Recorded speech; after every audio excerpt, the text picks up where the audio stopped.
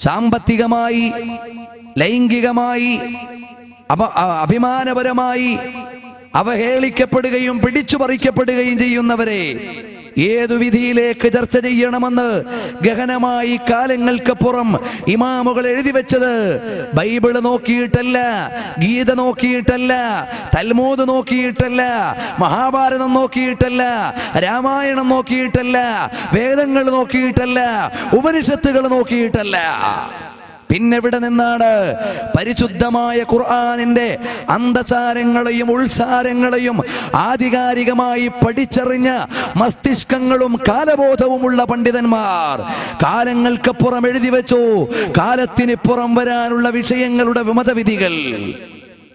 ക്ലോണിങ്ങിലൂടെ കുട്ടി ജനിക്കുമ്പോൾ അവന്റെ അവകാശം എന്താണെന്നും, അംഗമാറ്റത്തിന്റെയും ലിംഗമാറ്റത്തിന്റെയും അവയവമാറ്റത്തിന്റെയും രക്തദാനത്തിന്റെയും ബീജദാനത്തിന്റെയും അങ്ങനെ പോസ്റ്റ് മോഡേൺ യുഗത്തിൽ കടന്നു വന്നിട്ടുള്ള വിഷയങ്ങളെ മുഴുവനും ആധികാരികമായി ചർച്ച ചെയ്യാൻ കാലങ്ങൾക്കപ്പുറം പണ്ഡിതന്മാർക്ക് കഴിഞ്ഞത് ഒന്നുകിൽ അവരുടെ മസ്തിഷ്കത്തിന്റെ വിൽപ്പത്തി കൊണ്ടാണ്, അല്ലെങ്കിൽ അവരുടെ വിജ്ഞാനത്തിന്റെ ആഴം കൊണ്ടാണ്.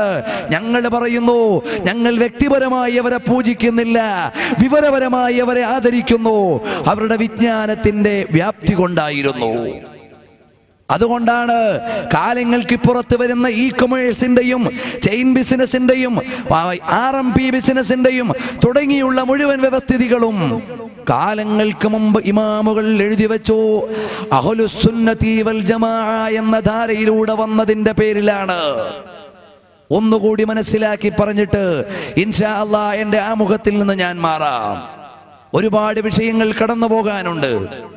അപ്പോൾ അഹ്ലുസുന്നത്തി വൽ ജമാഅ എന്ന ചെയിനായി തിരുനബി സല്ലല്ലാഹു അലൈഹി വസല്ലം തങ്ങളുടെ സ്വഹാബികൾ, അവരിൽ നിന്ന് തുടർച്ചക്കാർ, അവരിൽ നിന്ന് ശേഷക്കാർ, അവരിൽ നിന്ന് പിന്മുറക്കാർ, അവരിൽ നിന്ന് പിന്നീട് വന്നവർ, തലമുറയായി കടന്നു വരുന്ന ശരിയായ മാർഗത്തിനാണ് അഹ്ലുസുന്നത്തി വൽ ജമാഅ ഇസ്ലാം എന്ന് പറയുന്നത്. അതേ സമയത്ത് എന്തുകൊണ്ട് മുജാഹിദുകളെ വിമർശിക്കുന്നു എന്ന് ചോദിച്ചാൽ ഒന്നാമത്തെ മറുപടി, അവർ ഈ പരമ്പരയിൽ നിന്ന് തെന്നിമാറുകയും ആദർശത്തിന്റെ പാരമ്പര്യത്തെ അവർ കളങ്കപ്പെടുത്തുകയും ചോദ്യം ചെയ്യുകയും ചെയ്തു. അതുകൊണ്ടാണ് അന്ന് വരെ ഇല്ലാത്ത ഒരു ആദർശവുമായി മുജാഹിദുകൾ അഥവാ മുഹമ്മദ് ബിൻ അബ്ദുൽ വഹാബ് എന്ന് പറയുന്ന ബ്രിട്ടീഷുകാരന്റെ അച്ചാരവും പെണ്ണും പണവും വാങ്ങിയ ആൾ അവിടുന്ന് ആദർശപരമായി വൈകല്യങ്ങൾ സൃഷ്ടിച്ചത്. ഹംഫർ എന്ന് പറയുന്ന ബ്രിട്ടീഷുകാരന്റെ ഇഖ്തിറാഫാത്ത് ജാസൂസിൽ ഇൻജിലീസി എന്ന പുസ്തകത്തിൽ അദ്ദേഹം ലോകത്തോട് തുറന്നു പറയുന്നു, അവിടുന്ന് മുഹമ്മദ് ബിൻ അബ്ദുൽ വഹാബിന് നൽകിയ പെണ്ണിന്റെ വർണ്ണവും പണത്തിന്റെ വണ്ണവും. ഇനി നാളെ വന്ന് ആ പുസ്തകം ആധികാരികമല്ലെന്നാരും ഓരിയിട്ട് പോകേണ്ടതില്ല. ഇനി അയാൾ വന്നില്ലെങ്കിലും അയാളുടെ പുസ്തകത്തിൽ മുഹമ്മദ് ബിൻ അബ്ദുൽ വഹാബിനോട് നടപ്പിലാക്കാൻ പറഞ്ഞ മുഴുവൻ ആശയങ്ങളും അയാൾ ഇന്ന് നിലനിർത്തുന്ന ആശയത്തിൽ പെടുന്നു. അതുകൊണ്ട് അച്ചാരം കൊടുത്തയാൾ പറഞ്ഞ വാദങ്ങൾ ഇവിടെ പുലരുന്നുണ്ട്, തത്വപരമായി യോജിക്കുന്നുണ്ട്.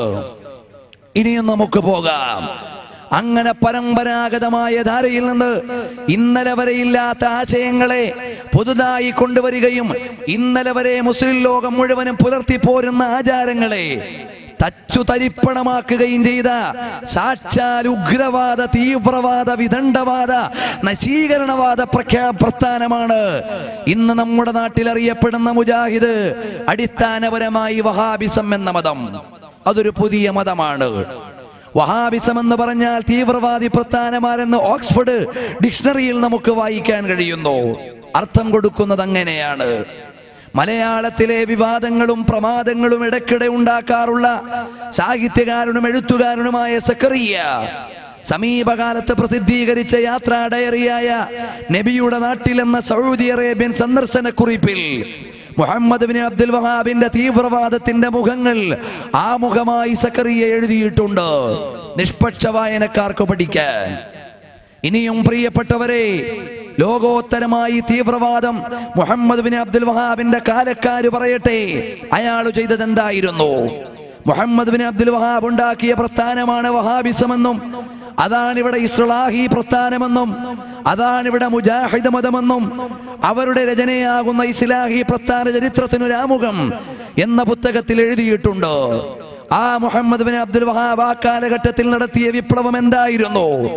അവരുടെ ആ കാലഘട്ടത്തിലുള്ള പണ്ഡിതന്മാര് പറയുന്നു, മഹാന്മാരായ സ്വഹാബികളുടെയും സച്ചരിതരുടെയും ഖബറുകളെ തച്ചുതരിപ്പണമാക്കുകയും അതിന്റെ മുകളിൽ കയറി മൂത്രമൊഴിക്കുകയും സയ്യിദ് ഇബ്നു ഖത്താബ് റളിയല്ലാഹു അൻഹുവിന്റെ ഖബർ സ്വന്തം മഴ കൊണ്ട് തരിപ്പണമാക്കിയിട്ട് തന്റെ വിപ്ലവം നടപ്പിലാക്കുകയും മഹാത്മാക്കളായ ആളുകളുടെ ഖബറിന്മേൽ കയറി മൂത്രമൊഴിക്കുകയും ത്വായിഫ് ആക്രമണത്തിൽ തൊട്ടിലിൽ കിടന്ന പിഞ്ചോമന കുട്ടികളെപ്പോലും അരുങ്കൊല ചെയ്യുകയും കഅബാലയത്തിന്റെ ഉള്ളിലുണ്ടായിരുന്ന രത്നങ്ങളും സ്വത്തുക്കളും മോഷണം നടത്തുകയും അങ്ങനെ കൊള്ളയും കൊലയും നടത്തിയ ഒരു തീവ്രവാദ പ്രസ്ഥാനമാണ് വഹാബിസം എന്ന് പറയുന്നത്. വിമർശിക്കാൻ ധൈര്യമുള്ളവർ ആ പ്രസ്ഥാനത്തിൻ്റെതുണ്ടെങ്കിൽ വരട്ടെ. സൗമ്യ മനസ്കതയോടുകൂടി പറയുന്നു, ചരിത്രബോധത്തോടെ ഓർമ്മപ്പെടുത്തുന്നു. ഇത് മുജാഹിദുകളുടെ പ്രസിദ്ധീകരണം മൊയ്ദ് മൗലവി ഇന്ത്യൻ സ്വാതന്ത്ര്യ സമരവും മുസ്ലിങ്ങളും എന്ന പുസ്തകത്തിൽ എഴുതിയിട്ടുണ്ട്. പിണങ്ങാനും പരിചയമുള്ള ജമാഅത്തെ ഇസ്ലാമിക്കാരൻ മുജാഹിദുകാരന്റെ നയം എന്താണെന്ന് പ്രബോധനത്തിലും വിശദീകരിച്ചിട്ടുണ്ട്. ഞാൻ ഗഹനമായി കടന്നു പോകുന്നില്ല.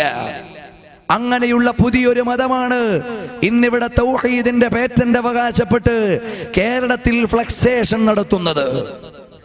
പ്രിയപ്പെട്ടവർ മനസ്സിലാക്കുക, ഇതുപോലെയുള്ള ഈ പ്രസ്ഥാനം പാരമ്പര്യത്തിന്റെ വഴിയിൽ നിന്ന് മാറിപ്പോയി.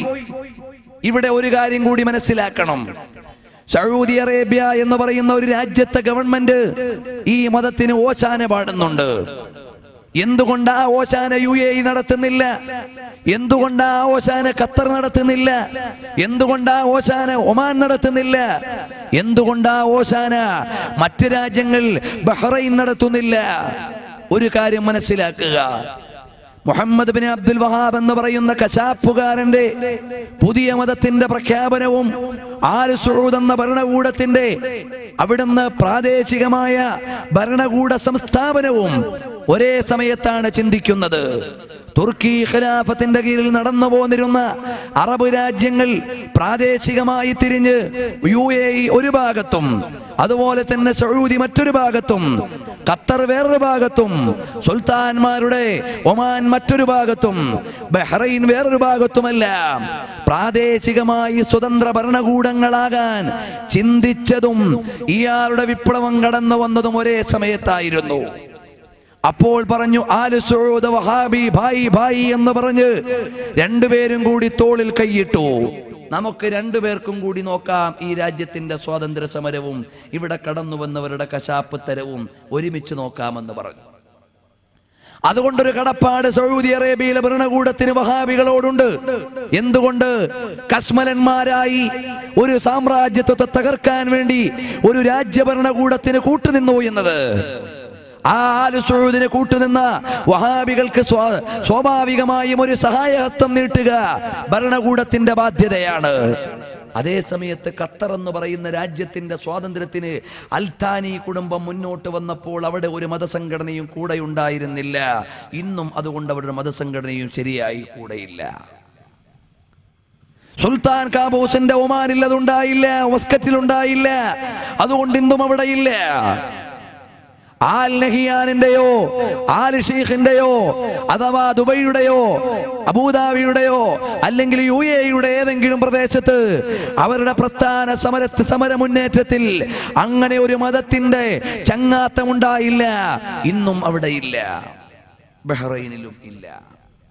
പ്രിയപ്പെട്ടവരെ മനസ്സിലാക്കണം, ഇതുപോലെ ചരിത്രപരമായ ഒരു ബന്ധം സൗദി അറേബ്യയുമായി വഹാബിസത്തിനുണ്ടായി എന്നതൊഴിച്ചാൽ ലോകത്തവർ തീവ്രവാദ സംഘടനയാണ്, ഉഗ്രവാദ പ്രസ്ഥാനമാണ്, ഖബർ പൊളിയന്മാരാണ്, ഖബറിന്മേൽ മൂത്രമൊഴിക്കുന്നവരാണ്, കഅബയിൽ കൊള്ള നടത്തിയവരാണ്. ചരിത്രം അങ്ങനെയാണ് പറയുന്നത്. നിഷേധിക്കേണ്ടവർക്ക് പറയാം. അപ്പോൾ അഹ്ലുസുന്നത്തി വൽ ജമാഅ എന്ന പരമ്പരാഗതമായി കടന്നുവന്ന ഇസ്ലാമിക ധാരയിൽ നിന്ന് തെറിച്ചുപോയവരാണ് യഥാർത്ഥത്തിൽ വഹാബികൾ. എന്നാൽ ഇസ്ലാമിന്റെ പര്യായമായി അഹ്ലുസുന്നത്തി വൽ ജമാഅത്തിനെ പറയുമ്പോൾ നാളെ വന്ന് വേണമെങ്കിൽ ഒരു വഹാബി പറയും അഹ്ലുസുന്നത്തി വൽ ജമാഅ എന്ന പ്രയോഗം ഹദീസിൽ ഇല്ലാത്തതാണ്. ഞാൻ ഈ നടത്തിയ ഒരു പ്രസംഗം ഉണ്ടല്ലോ, ഇതുപോലെയുള്ള പ്രസംഗം നടത്തിയിട്ട് പോകുമ്പോ വന്നിട്ട് ഒരു ഗീർവാണം മുഴക്കാനും ഒരു വെല്ലുവിളി നടത്താനും മുജാഹിദിന്റെ ആളുകൾ തയ്യാറായെന്ന് വരും. അവരുടെ വെല്ലുവിളിയുടെ ഒരു മോഡൽ ആദ്യമായി ഞാൻ കാണിക്കാം.